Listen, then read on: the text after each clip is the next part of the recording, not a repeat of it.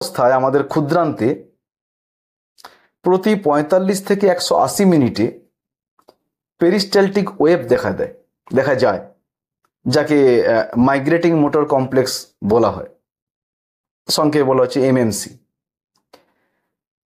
আমাদের খাদ্য গ্রহণের পরে পরবর্তী খাদ্য গ্রহণ করার মাঝের যে সময়টা, এটি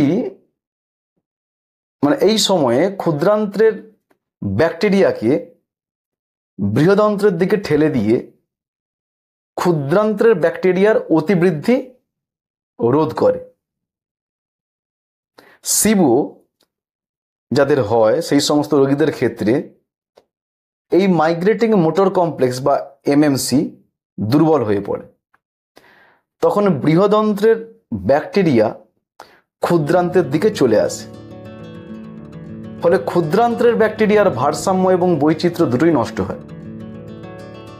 আর ক্ষুদ্রান্তে এই অনুপ্রবেশকারী ব্যাকটেরিয়া যখন ফাইবারকে ফার্মেন্ট করে, তখনই তা আমাদের যন্ত্রণাদায়ক গ্যাস ও পেট ফাঁপা সৃষ্টি করে।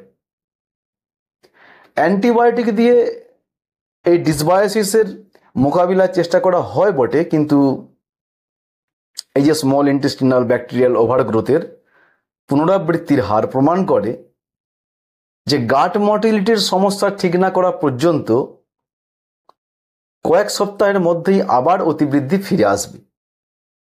তাই স্মল ইন্টেস্টিনাল ব্যাকটেরিয়াল ওভারগ্রোথ এর চিকিৎসা যে প্রথম এবং শক্তিশালী পদক্ষেপ, সেটি হলো ডায়েট থেকে উদ্ভিদজ ফাইবার বাদ দেওয়া, যেগুলো হাই ফাইবার।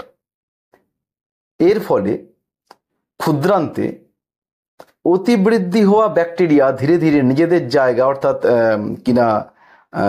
বৃহদন্ত, সেই বৃহদন্ত্রে বা লার্জ ইন্টেস্টাইনে ফিরে যেতে পারে। ফলে ডিসবায়োসিসও কমে।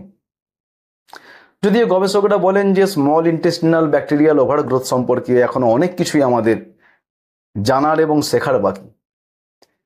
তবে উদ্ভিদজ হাই ফাইবার এড়ালে, বিশেষ করে যেগুলো ইনসলিউবল ফাইবার, যেগুলো জলে গুলে যায় না, সেইগুলো এড়ালে হয়তো উপসর্গে নিশ্চিতভাবে উন্নতি হয়।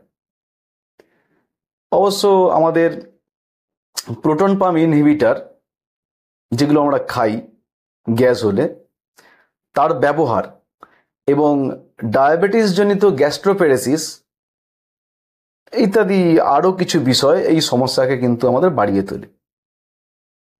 এই ফাইবার, অর্থাৎ যেগুলো জলে অদ্রবণীয়